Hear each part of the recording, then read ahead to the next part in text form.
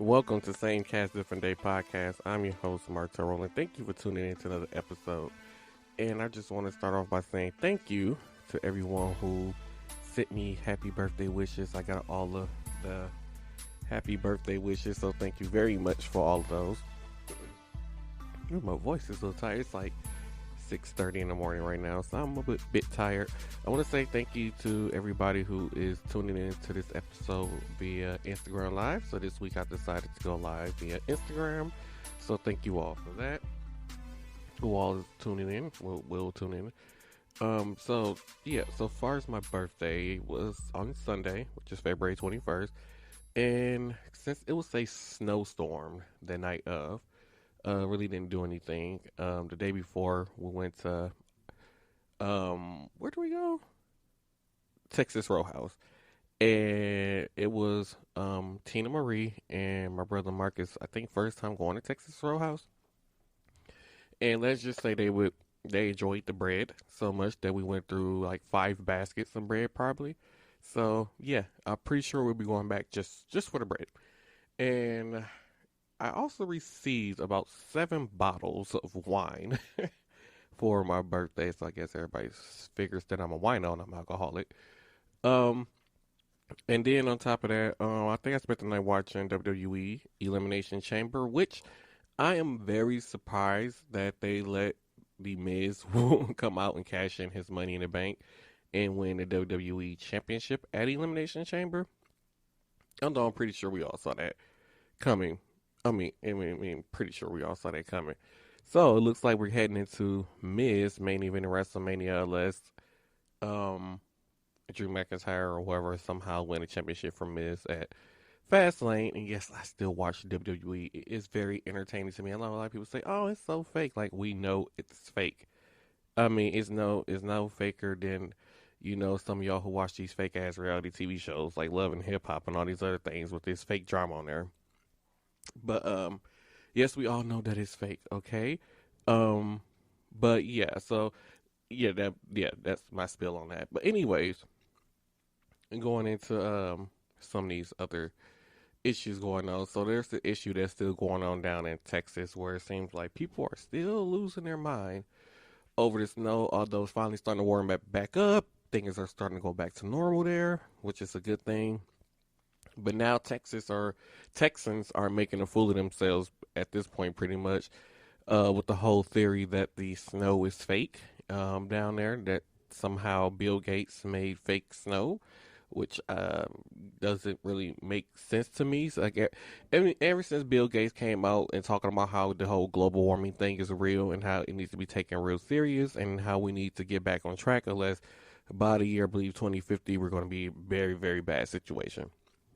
In Texas had this theory that, oh, Bill Gates made this snowstorm and it's all fake snow. Like, let me find out somebody has the power to create a snowstorm on top of that, and then on top of that, in the part of the world where it happened at. But then on top of that, to create a snowstorm and to make temperatures drops, I'm just saying, if you got the power to do that, I'm pretty sure you'd be doing something far more different than creating snowstorms. I mean, to prove that, well, I mean, what would be his purpose of creating, if he did have the power to create snowstorms or to change weather? What would be the purpose of that? And if he did have the power to do that, wouldn't he have stopped stuff like Hurricane Katrina and the other hurricane that hit down in Houston and all those other things, other hurricanes and wildfires or whatever this stuff that happened? So I don't know. Texans are just really making their stuff look really stupid. Like the way how y'all really handled the snowstorm was really stupid. And then according to one of the news sources that I was reading, the reason that back in I believe 1970, in the 70s sometime, um, the basically the federal government tried to come in and regulate, the energy and the power company down in Texas, and basically Texans refused because them coming in to regulate means less money for them. But the federal government, or I forgot if it was the federal government, I believe it's the federal government, told them they need to make some improvements. They need to, buy more storage of natural gas and all these other things, so that when a situation like now happened, it would not have happened. Would not have happened. and and they, I believe that a lot of people who are suing the power company down in Texas deserve the right to basically sue the power company. They had 30 years, over 30 some years to get this together, and well, over 40 years to get this whole situation together, and they basically dropped the ball on this. And so basically, like here in Wisconsin, our power companies are prepared for cold weather, so they buy or they keep a storage of natural gas they know is going to be getting used during the cold months, so that they can keep up with the demand of heating and so on. And this is something that Texas did not do. So when the temperatures did drop, they did not have the means or the demands that the natural gas that they needed to heat houses and all these things, which caused a lot of failure on that power company behalf. And I can't remember the mayor who basically left the people to fend for themselves and went to like Mexico or something like that. And it's crazy because he's probably one of those same people who would tell Mexicans that they can't come over to the U.S. But then as soon as something bad happened in Texas, you take your butt over to, I believe his name is Ted Cruz, I'm not sure. Um, Take your butt over to Texas where it's nice and warm, where there's electricity and running water, or at least heated water. Um, you know, yeah, Texas, y'all need to do better in who y'all elect for your officials. Um, this is why I'm not gonna say a certain party. But yeah, y'all need to get it together down in Texas, starting with your elected officials down to your power company. And I'm just gonna leave it like that. So I don't know if y'all saw this thing that came out a few weeks ago. There's this guy named Raymond Woods or James Wood or Raymond Wood. I can't. Oh crap! I don't forgot the name. Hello, Instagram, y'all. I'm gonna have to cancel y'all for a quick second. Put y'all on pause. Okay, his name is Raymond A. Wood. Okay, so his name is Raymond A. Wood, and basically this letter came out after that. He wanted to come out after his death. And yes, Raymond A. Wood is a part of the African American community. Um, but he wanted this letter to come out right after his passing. Basically, this is a confession about Malcolm X suicide, not suicide, murder that happened back in 1965, which I forgot he got killed on the day I was born, just decades before. But anyway, um, what was I saying? Oh yeah, so there was basically this confession about his involvement in Malcolm X murder back in February 21st, 1965. He said that he was hired by the New York Police Department, which is NYPD, with no type of background, no history, no training, no anything, I believe. And so they just hired him, and his job was to infiltrate the black organizations to basically try to get them to commit no felony crimes and everything, so that they can arrest the leaders. And he basically just went on and saying that he had some part in that, and that when he tried to resign from such position, they threatened him with marijuana charges and alcohol trafficking, like driving drunk or some type of alcohol charges, to basically have him put in jail so he continued on with with whatever the situation was with the job. And he said that, I forgot, it was some guy that was arrested who took the fall for Malcolm X murder for him. So basically, eyewitnesses where he was there when Malcolm X was shot, and there were eyewitnesses who identified him being there. And basically, somebody else took the murder, and he said that hopefully this confession will clear this person of their innocence. And basically, this is something that he said that's been on his mind and his heart for a while. And I'm happy that he didn't take this to his grave. And now we know that the government, well, should I say, and I shouldn't say government, well, FBI is federal, so it could be government. But now we know that, allegedly, that the government and or the federal, on the federal level and NYPD were doing these things to basically try to hurt, black organizations back then.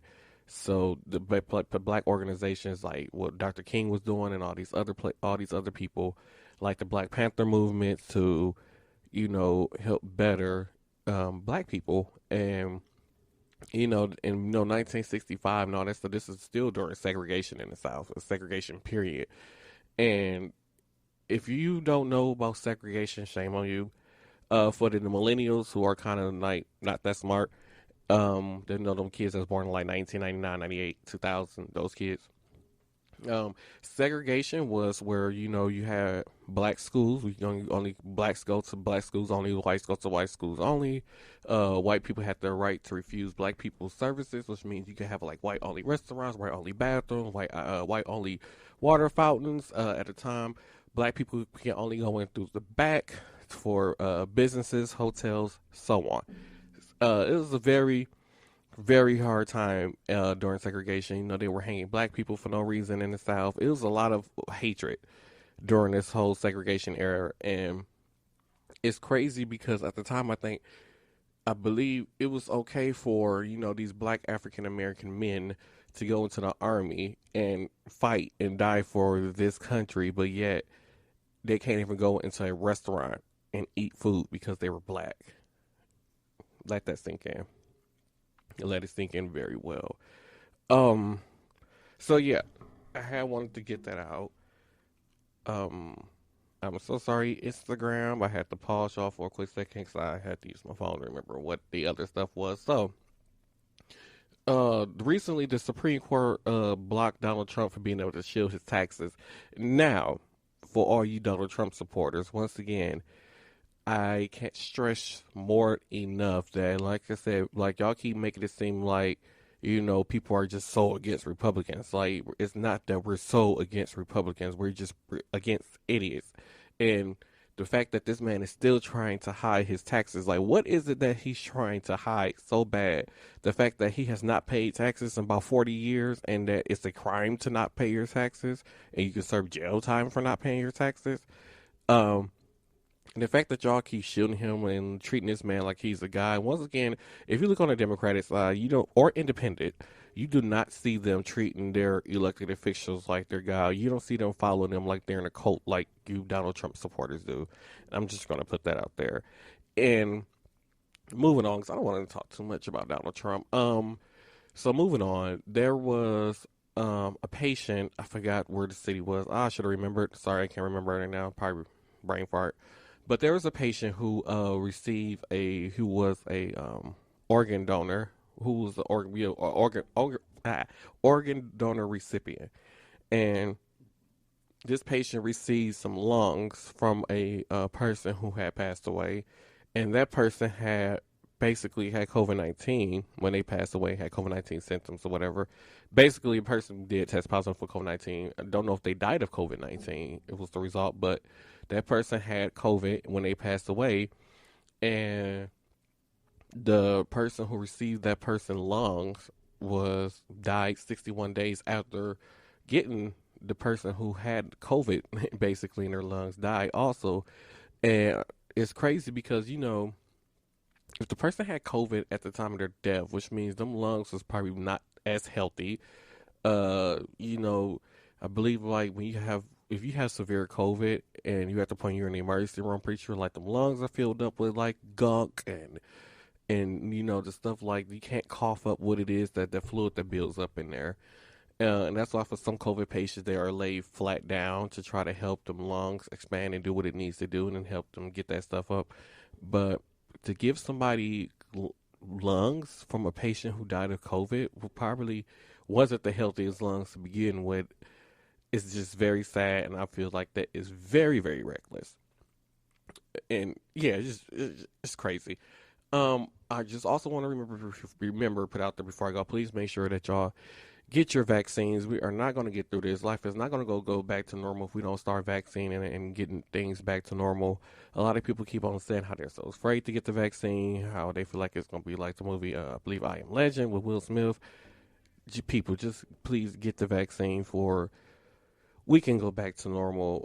You cannot complain about things, not being normal and not going back to normal soon enough if you're not doing your part to make sure that things are not going back to normal, which is still wearing your mask, making sure that you sanitize and wash your hands, and then practicing safe distancing, which is 6 feet apart.